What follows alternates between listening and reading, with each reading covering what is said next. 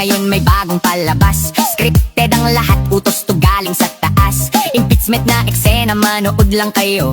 Habang naghihirap, kumakalam ang tiyan nyo. Di na pwedeng i-cancel, bayad na ng producer. Kaya todo sunod sa script ang mga karakter. Kahit nasa krisis, kailangan tuloy ang premiere. Kasi pag hindi, malapit na ang game over. Umupo si Aling Jinky dahil kay Speaker Luis Tro. Pinuno sa komitiba ng inhustisya sa Kongreso. Nakaraang taon, impeachment di sila nagtagumpay. Kasi dinala sa Korte Suprema, doon sumablay. Makalipas ang taon, kanilang inulit. Pagpapatalsik kay VP, pilit na iginiit. Impeachment malamini, trial nilang gagawin. First time itong mangyari sa bansa natin. Nang tanungin kung may konkretong ebidensya, sabi ni Manong Sari doon ay parang kasi wala pa. Kukuha pa sila ng pain at kawit ng isda. Sa bank fishing expedition pa sila